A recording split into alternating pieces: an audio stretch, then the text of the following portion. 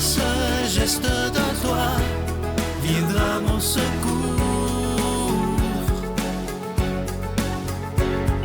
Viens semer dans mon âme le grain de l'amour. Je traverse un désert et je meurs de soif. Montre-moi le mystère qui garde la foi. Bon lundi, bienvenue à votre émission La Victoire de l'amour. J'espère que vous allez bien ce matin, que vous avez passé une très, très belle fin de semaine et qu'on se prépare à vivre une belle semaine tous ensemble avec la priorité des priorités. Ce matin, j'aimerais vous raconter l'histoire ou la légende du grand-papa et de son petit-fils de 6 ans. Il demeure dans un petit village, c'est un fermier, le grand-papa, et un jour, il décide de donner une leçon de vie à son petit-fils. Alors, il décide de prendre l'âne dans la ferme et ils partent sur un petit chemin de terre. Et le grand-papa dit à son petit-fils qui a 6 ans, « Bien, je vais te faire un beau petit cadeau. Assis-toi sur l'âne, puis je vais te donner une petite ride. » Excusez, dans le 10 là, jusqu'au prochain village. Et il arrive au prochain village, et là, il y avait des gens qui étaient sur la route, qui se sont mis à dire, « Regarde, c'est-tu épouvantable, la jeunesse d'aujourd'hui. Regarde le grand-père à côté de l'âne, et le petit-fils, lui, qui se promène sur l'âne. Ça n'a plus de bon sens, c'est honteux. » Le grand-papa dit à son petit-fils, « T'as bien entendu? » Le petit-fils, il dit oui. Fait que là, le grand-père dit, « Maintenant, moi, je vais m'asseoir sur l'âne, et toi, tu vas te promener à côté. On va se rendre jusqu'au prochain village. » Alors, ils font ça. C'est le petit garçon qui tient l'âne, puis il marche, puis le grand-papa est sur l'âne. Il arrive au prochain village, et il y a des gens qui disent, « Pauvre enfant, il n'a pas 7 ans, il n'a pas 8 ans, et c'est le grand-père qui est assis sur l'âne. Le petit enfant, il doit être fatigué, il ne peut pas avoir la responsabilité de cet âne-là. » Le grand-père dit, « T'as bien entendu ce que les gens ont dit? » Le petit gars, il dit oui. Alors, là, le grand-papa dit, « Bien, on va faire autre chose. On va tous les deux marcher à côté de l'âne, jusqu'au prochain village. » Ils font ça. Ils arrivent au prochain village, et là, les gens commencent à commérer en disant, « Sont-tu assez imbéciles, toutes les deux? Ils ont un âne, puis ils s'en servent même pas. Ça n'a aucun bon sens. Les gens, ils ne savent plus ce qu'ils font. » Le grand-père dit, « T'as bien entendu, mon petit-fils? » Le petit-fils, il dit oui. Mais il y a une leçon là-dedans, une très, très grande leçon. C'est que peu importe ce que tu feras dans ta vie, les gens vont toujours trouver un moyen de te critiquer. Donc, fais ce que tu as à faire et n'essaie pas de plaire à tout le monde, sinon tu vas perdre ta vie. L'important, c'est que tu plaises à Dieu. Et ça, pour moi, ça a toujours été important. Je me souviens, quand j'avais lu la première fois cette histoire-là, je m'étais dit, mon Dieu, que c'est vrai que l'être humain est toujours en train de critiquer. Et moi, je peux vous le dire, je le vis quotidiennement parce que j'ai mes horaires dans ma journée où je prends le temps de répondre aux messages Facebook, les messages du bureau, bon, etc. Et si vous saviez, une chance que je fais de fort, toutes les critiques qu'on peut recevoir, pas juste sur moi, ça peut être sur Geneviève, ça peut être sur Brigitte, ça peut être... À peu près tout le monde y passe dans l'équipe de toute façon. Et il y a des gens qui ont un malin plaisir. Il y a, entre autres, un monsieur que je nommerai pas, là, qui à un moment donné a écrit au bureau avec la liste de tous les intervenants de la Victoire de l'amour, puis à côté de chacun, son défaut. Tout ce qui allait pas, puis évidemment qui ne m'a pas manqué. Et là, je me disais, mais faut-tu être assez malheureux pour prendre le temps d'écrire ça, au lieu de, premièrement, on n'est pas parfait personne, mais au lieu de regarder la qualité de quelqu'un, que la personne fait de son mieux pour proclamer cette parole de Dieu dans un monde qui est tellement difficile présentement. Mais il y a des gens qui préfèrent toujours critiquer. Alors, à ceux qui le font, je pense que quand vous critiquez... Moi, j'accepte les critiques constructives. Ça, c'est extrêmement important et je prends le temps de lire. Mais quand vous m'envoyez des bêtises pour critiquer, ne soyez pas surpris que je ne vous réponde pas parce que je n'ai pas le goût de perdre mon temps. Une autre chose que je voulais mettre au point ce matin aussi sur la critique, j'avais appris ça de quelqu'un qui était un évêque d'ailleurs, qui m'avait dit « Quand je reçois une lettre anonyme, je ne la lis même pas, je la mets dans la filière 13 qui est la déchiqueteuse. » Et je fais la même chose. J'ai appris cette leçon-là. Parce que si quelqu'un n'a pas le courage de signer son nom, ça ne vaut même pas la peine que je lise la lettre. Alors, si vous voulez que vos lettres soient lues, je vous en supplie, signez-la. Notre Père qui es aux cieux, que ton nom soit sanctifié, que ton règne vienne, que ta volonté soit faite sur la terre comme au ciel. Donne-nous aujourd'hui notre pain de ce jour. Pardonne-nous nos offenses, comme nous pardonnons aussi à ceux qui nous ont offensés. et ne nous laisse pas entrer en tentation, mais délivre-nous du mal, car c'est à toi qu'appartiennent le règne, la puissance et la gloire pour les siècles des siècles. Amen. Je continuerai à croire, même si tout le monde perd espoir. Je continuerai à aimer, même si les autres parlent de haine. Je continuerai à construire, même si les autres détruisent. Je continuerai à parler de paix, même au milieu d'une guerre. Je dessinerai des sourires sur des visages en larmes et je tendrai les bras à ceux qui se sentent épuisés.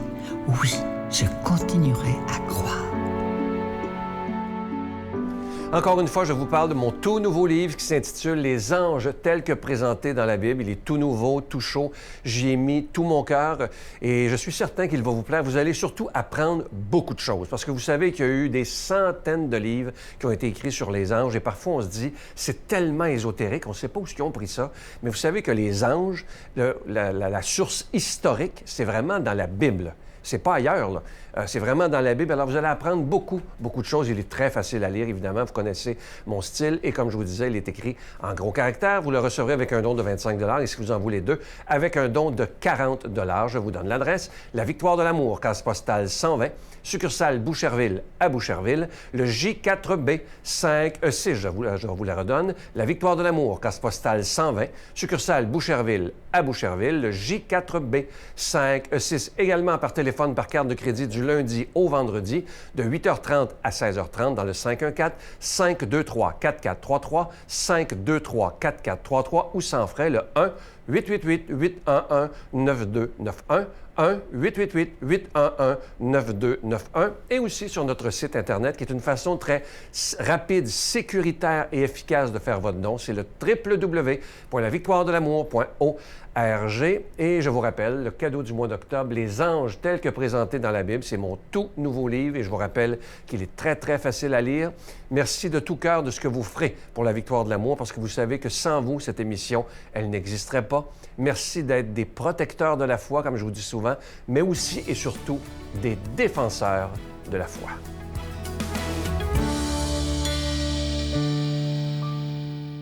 Mon Dieu, donnez-moi la sérénité d'accepter les choses que je ne peux changer, le courage de changer les choses que je peux et la sagesse d'en connaître la différence. Amen. Aujourd'hui, la parole de Dieu est proclamée par notre amie Brigitte.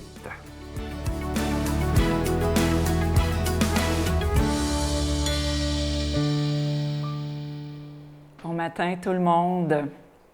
Demandons à l'Esprit Saint de venir nous assister dans cette méditation. Viens, Esprit Saint. Parmi ses disciples, le Seigneur en désigna encore 72, et il les envoya, 2 par 2, devant lui, dans toutes les villes et localités où lui-même devait aller. Il leur dit, « La moisson est abondante, mais les ouvriers sont peu nombreux. Priez donc le maître de la moisson d'envoyer des ouvriers pour sa moisson. Allez, je vous envoie comme des agneaux au milieu des loups. N'emportez ni argent, ni sac, ni sandales, et ne vous attardez pas en salutation sur la route. Dans toute maison où vous entrerez, dites d'abord « paix à cette maison ». S'il y a là un ami de la paix, votre paix ira reposer sur lui. Sinon, elle reviendra sur vous. Restez dans cette maison, mangeant et buvant ce que l'on vous servira, car le travailleur mérite son salaire. Ne passez pas de maison en maison. Dans toute ville où vous entrerez et où vous serez accueillis, mangez ce qu'on vous offrira. Là, guérissez les malades et dites aux habitants, « Le règne de Dieu est tout proche de vous. » Acclamons la parole de Dieu. Louange à toi, Seigneur Jésus.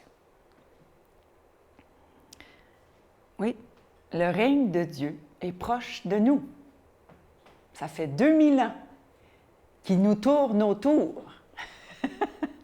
Il nous tourne autour. Il est bien présent, même si on ne le voit pas. C'est pour ça qu'il faut prier le maître de la moisson. Il faut prier le maître de la moisson avant n'importe quelle action. Avant de vous lire l'Évangile, je prie toujours le maître de la moisson. Hein, on prie ensemble. Viens, Esprit Saint, viens, Seigneur Jésus, viens ouvrir notre cœur, viens ouvrir notre esprit. Parce qu'il faut prier le maître de la moisson avant de partir en mission. Donc, le maître de la moisson, c'est Jésus, hein, on le sait, là. Parce qu'il y a de la job à faire. Il y a du pain sur la planche, mon ami. Il y en a du travail. Puis il n'y a pas beaucoup d'ouvriers. On est peu nombreux. Une minorité. Et de plus en plus minoritaire, je dirais. De plus en plus. Mais Jésus est là. Jésus est là et c'est le Maître. Alors, pourquoi s'en faire? On prie et on part ensemble avec Jésus. Toujours à côté de nous, en nous, dans toutes nos paroles. Et il dit de ne pas se compliquer la vie, là. De ne pas porter de sac, d'argent, de sandales. Bon, je ne suis pas rendue là.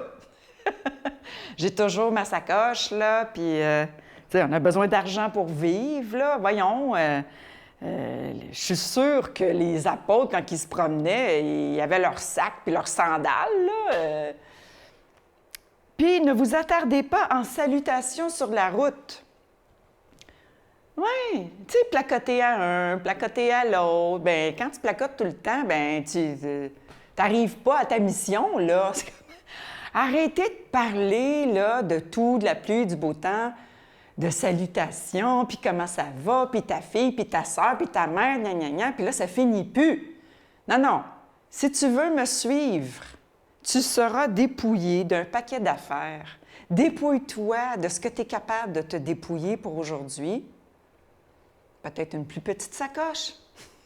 Peut-être des sandales ordinaires au lieu d'une paire de sandales à 500 piastres. Hein? C'est ça. Qu'est-ce que je suis capable de faire aujourd'hui pour partir avec Jésus et mes frères et sœurs en mission? Ce que je suis capable de donner aujourd'hui, le Seigneur va le prendre avec joie. Et il sait qu'il nous envoie parmi les loups et qu'on est des petits agneaux, des petites brebis, mais c'est lui notre maître. Alors, on n'a rien à craindre. On le sait que c'est un monde de ténèbres, là. On n'a pas besoin de le redire. Ça paraît. Ouvrez la télé, là, quand c'est l'heure des informations, là, puis ouvrez-le sur les chaînes continues d'information. Vous allez être persuadés que c'est le monde de ténèbres. Mais le royaume des cieux est là. Demandons la grâce de le voir dans l'invisible. Au nom du Père, du Fils et du Saint-Esprit. Amen. Je vous salue Marie, pleine de grâce. Le Seigneur est avec vous. Vous êtes bénie entre toutes les femmes, et Jésus, le fruit de vos entrailles, est béni. Sainte Marie, Mère de Dieu, priez pour nous pécheurs, maintenant et à l'heure de notre mort. Amen. Je vous laisse avec une belle pensée qui dit ceci. Si quelqu'un t'insulte ou te manque de respect, dis-lui ceci. Si ce que tu dis à mon sujet est vrai, je demande pardon à Dieu. Mais si ce que tu dis est faux, alors je prie Dieu de te pardonner. Je vous souhaite la plus belle des journées et comme je vous dis souvent, regardons ce qu'il y a de beau et de grand et absence de critique. À demain. L'Église a plus de 2000 ans. Alors, des pronostics de la sorte, des schismes, des crises, des guerres, elle en a traversé, des scandales, elle en a traversé, mais elle a produit aussi des choses merveilleuses.